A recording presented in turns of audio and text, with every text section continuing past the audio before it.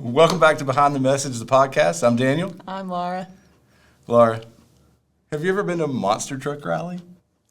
No. Do I look like the kind of person that would go to a monster truck rally? Yes.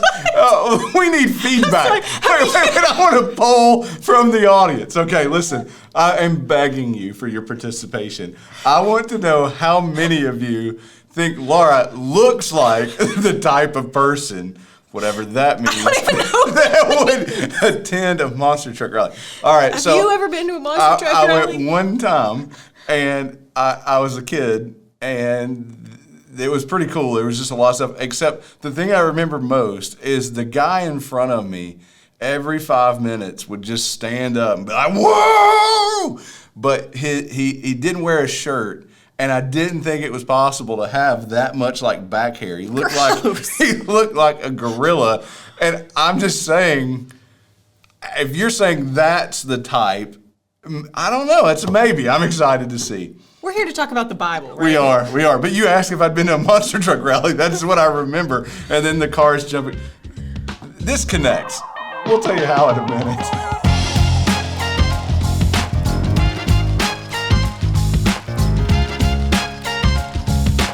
Okay, so we're back. I assume you asked me about the monster truck rally because of the big wheels. Yes. Right? Chapter okay. 1, so Ezekiel. We're in Ezekiel, as you know, because you're reading along with us. So we come in to Ezekiel. We've been kind of walking through these major prophets. So we've been in Isaiah, we've been in Jeremiah, we've had a few minor prophets scattered around. And up to this point, they've kind of been similar in a lot of the things that they say and the word from the Lord that's given to them and like to the specific people and, you know, whether they're pre-exile, like leading into exile, all of this. Well, okay, so then we turn the page into Ezekiel. And if you thought, okay, here's another one of these prophets, you had a surprise coming for you because like, let's see, 1, 2, 3, 4, 5 lines in, things kind of change, and they maybe go off the rails just a little bit. And we start with these visions and illustrations, one of them being big wheels that are not really just wheels, but they're wheels within wheels. Help us a little bit. Yeah. So Ezekiel early on in my life is a little bit of a nemesis, and the reason I bring up a nemesis. It was. What a good word. Like, I decided I'm 16 years old. I've decided I'm going to read the Bible. I think I read through the Pentateuch, or at least Genesis and Exodus, and then was like, all right, I'm going to read somewhere else.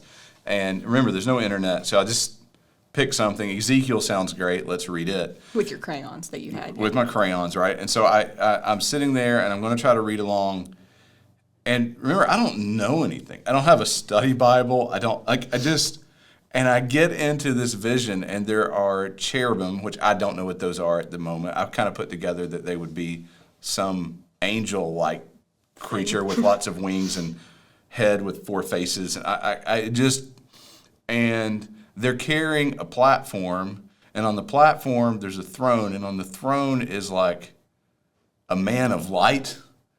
The scripture like goes on to explain it's the glory of God, that I'm just trying to, like, I'm a 16-year-old kid, so I'm thinking like Marvel, like Light Man on this. And then below the cherubim are wheels.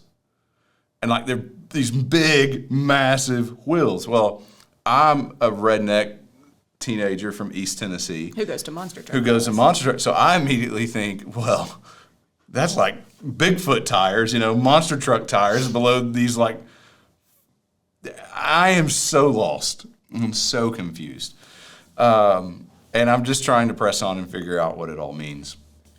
So let's try to just get a macro view and bring some context to what's happening. Ezekiel is taken captive in an earlier siege of Jerusalem.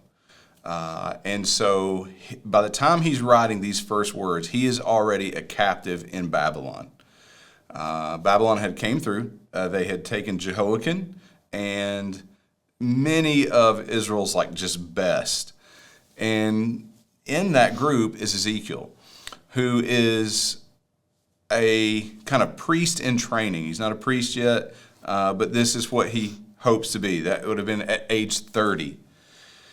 Well, he's taken captive, he's enslaved in Babylon, and chapter 1 of Ezekiel begins with him kind of beside the river on his 30th birthday. This is the day he would have been elevated to a priest if he would have been back in Jerusalem. And God appears to him in this vision. And there's a lot of symbolic stuff and a lot of things that are wowing in this. Ezekiel just falls before the Lord and just acknowledges, like, wow, this is big, and the reverence of it. But if you'll zoom out, the message itself, it can be pretty simple. God is moving his presence away from the ark in the temple in Jerusalem to Babylon. That was unthought of for the Hebrews. Why would this happen? We talked about this a little bit on Sunday. It wasn't that the Babylonians are nice people. They're evil, broken people. It's not that he is breaking his covenant with Israel and like, I'm going to go choose Babylon instead. Right. Israel has broken their covenant. And the consequences of that is they have forgotten who God is and they've turned away from him. God is going to move his presence to Babylon. And this is going to be prophesied before it's happening so that Israel knows Babylon did not defeat Yahweh, the God of Israel. Instead, the God of Israel, the one true God, who turns the kings like water in his hand, is using Babylon to do his work. Right. And don't let it be confused for a second that somehow Babylon is the one who's defeating the one true God. That's not what's happening. The one true God is using them to accomplish his work. And so his presence leaves the temple, goes to Babylon, and comes back and destroys all those religious structures that they had put so much hope in as they turned their heart away from the one true God and compromise.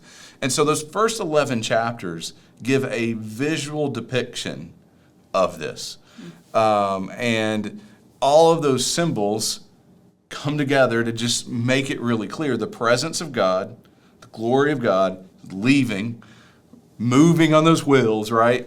And moving his throne, his platform, his work out of Jerusalem to Babylon, come back. And so you have this whole thing that's set out there.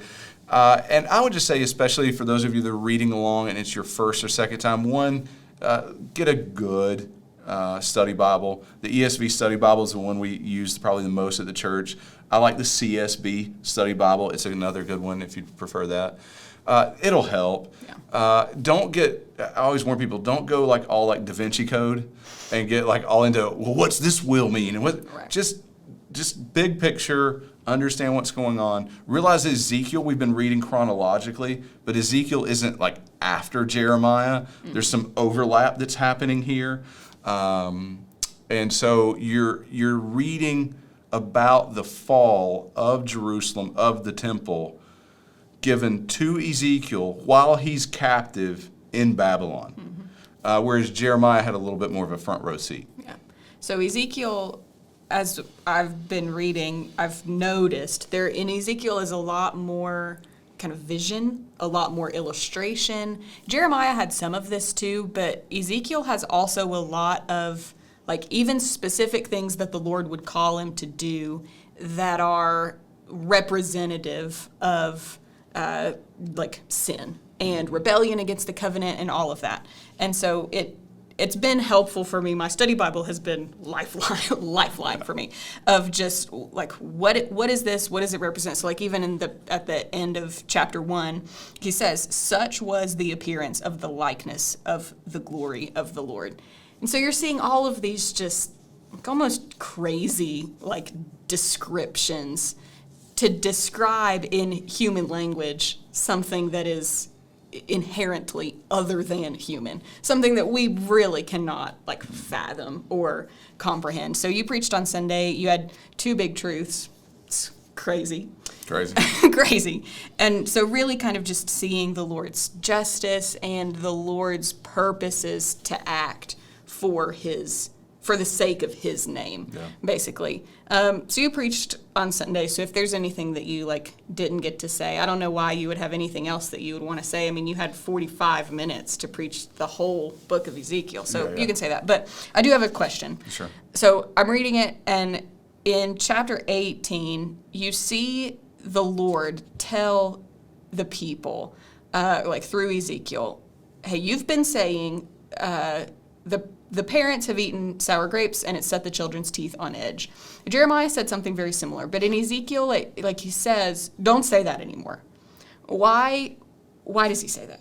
Yeah, and we talked a lot about that on Sunday, and you go back to that first big truth. Let's do that for just a second. Go back to the first big truth, and we see that God acts for his glory, for his name's sake.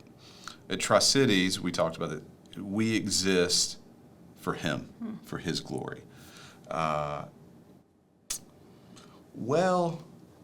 We say that, but if we experience that, does that really hold? And what's happening is they are losing everything. I mean, they are literally losing everything.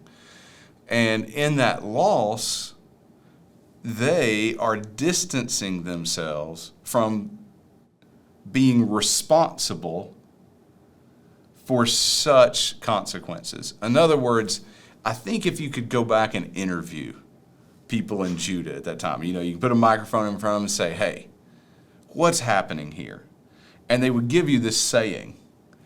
And in this saying, I think laced into it is an explanation of I know we're not perfect, but we don't deserve this. Sure. Think about that. You would say, I know I've sinned, but I don't deserve this. And I think that becomes their attitude. And so this is happening to them. And they don't think they have done anything that would deserve that. Yeah. So they're going to blame someone. So they're going to blame their parents and the generations before them. They're the ones that messed up. And I try to bring some of that parallel in. Okay, so there is the clear revelation that God is acting for his glory. And then there's a response from the people, much like Job, that's going, I don't know that I deserve this. And they're using this saying, and it gets rebuked in Jeremiah, it gets rebuked in Ezekiel, so it is a common saying at this time. So those overlapping prophets, they're hearing it everywhere. Ezekiel's hearing it in captivity. Jeremiah is hearing it in Judah, right? Yeah. They're all passing the blame. This isn't really our fault. Right, and they're pushing it. Okay, like we talked about on Sunday, the most grievous implication of the saying and the thought that is behind it is that God isn't just. Because what you're saying then is that God's actions that are falling on you, you do not deserve. So what he's doing and allowing, right, is something that is unjust. And there's some real good tension and conversation in that. Jesus does not deserve the cross. Right. And so there's good tensions in these thoughts and these conversations. But they're saying this back. And what you have in Ezekiel 18, just before the fall of Jerusalem, and what you have in the moments that Ezekiel finds out from the refugee who sent, probably a few months after he prophesied and God let him be clear, is this same point. That not only do I act for my glory, but my actions are just. And the consequence that comes on you ultimately is for your sin. And he gives an illustration in both, and he says, look, there's a son and or there's a father, and if his sins don't get passed to his son, and then there's a father and his righteousness doesn't get passed to his son, and each one essentially gives an account for who they are. And there's also another thing in that we talked a little bit on Sunday too that I think is important, is you have the word righteous, which is that right standing with the Lord. And in Ezekiel, he talks about those who are righteous will die. Those who will turn will live. And we think, well, wait a minute, what's that mean? Basically, it means if you stand before God in the best of your righteousness, in the best of what you've got, you fall short. Your only hope is to turn to him. It's like the Pharisees. That's in the right. New Testament. That's right. And so whatever measure of righteousness they can bring, and you see that sometimes in the Old Testament. You see people that the Bible acknowledges their righteousness, as you use that word. It's not that it's not contradicting Romans. We know all fall short of the glory of God. So there's a measure of what they're doing that is good, but left to itself, desperately sick, broken. And so what you're seeing in that tension is a group of people that are wrestling with the consequences of their sin, dismissing their personal responsibility in a response back from God that would say, no, I've acted for the sake of my name, not you, the sake of my name, and my actions are just. You are the ones who are unjust. And it's just a reminder, I think, to us that kind of sets our direction. So see that play out, and it's just a declaration, and not something that they want to hear, right? Because again, it is hard for them, without a proper understanding of who God is, for them to see themselves and think, he is just if I've lost all this. Right. And so it's Job going, why? And you remember that back into Job where he goes, where were you when I? Right. And that's kind of what's happening with the nation. Yeah. Well, we talk about, like, even in our family discipleship plan, we talk about truths and implications, right? So first, preschool, big truth, there is only one God. Yeah. And an implication of that truth means that I am not God. Like, right. I am not supreme, I am not. And so for us to exist for God's glory means that we do not exist for ourselves. And so I think that we have to wrestle through that because that's reality. But I think that can be difficult for us to wrestle through. So you talked about just all of this kind of being a response and a just response from the Lord for sin and for rebellion. I had studied Ezekiel has just so many like illustrations and like almost like examples that you would see. So one of these then that comes just a little bit later is that Ezekiel's wife dies. Mm-hmm. And the Lord tells Ezekiel, like, you will not mourn for her. I think he says you can sigh, but not aloud. Yeah. So like sigh inside, but shh. And you had mentioned a couple of weeks ago when we had the elder conversation when Mike preached on Lamentations of just the hope that is in the Lord. And so you said, I love my wife. If my wife dies tomorrow, my hope is in the Lord. And we see this in Ezekiel. His wife is taken. What do we do with that? And what should we learn from that example? Yeah, it's one of those moments I can remember where I was at. I can remember what was going on in the season of life when I really think I first kind of considered this as I was reading through Ezekiel. And so I'm in my early 20s. A youth pastor. I love Jesus. I read about his wife, in which the Bible describes as the apple of his eye. She is precious to him. You think of all that Ezekiel goes through for her to be with him is just remarkable. And so essentially she dies to make an illustration. Right. I mean, that's it. And I remember when I thought of it like that the first time, I'm like, yeah, I don't think that's cool. And what I was really saying is, he didn't deserve that. Right. And he should have got a little something. He was entitled to a little bit more than that. Now, I know I wouldn't have said it that way, but that's what I was thinking. You wouldn't have said God did something unjust. Right. But that is what you're thinking. That's right. I'm thinking he's earned something. She's earned something. Like, why would you do that? Make an illustration a different way. And I just remember for a week or so thinking, that's just not cool, and I don't know that I like that. And if you did that and took Amy, I don't think I want to do that.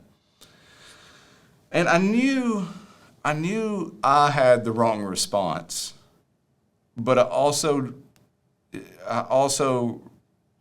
knew in my heart I was still clinging to pride, to self. I knew I was clinging to brokenness.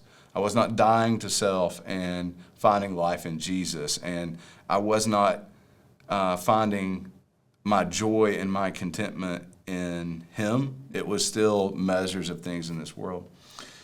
And so in that, it really led me to begin to meditate and to kind of just prayerfully think through what I would respond if I was like Ezekiel in that setting or whatever.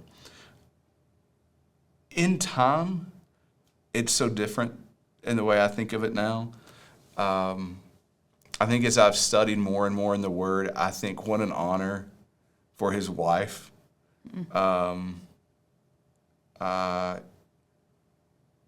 to even in your death have such a purposeful, meaningful testimony of who God is, and to get to be used according to His will in that way, and for Him to respond as He responds, which is faithful. I think of it much more as a mercy and a gift, as opposed to a loss. But it took a reframing of the way I saw God, who acts for His glory, us who exist for Him, an understanding that justice is beyond the circumstances of this world, meaning apart from apart from the gospel, we're not going to experience full justice in this life. It's broken. And so that's a longing for new creation. And you begin to realize how you would approach this. And so by the time Ezekiel gets into chapter 36, and he says, I will take you from the nations and gather you from all the countries and bring you into your own land. This is after they've been exiled. So remember, they're going to go away. They're going to be gone for 70 years.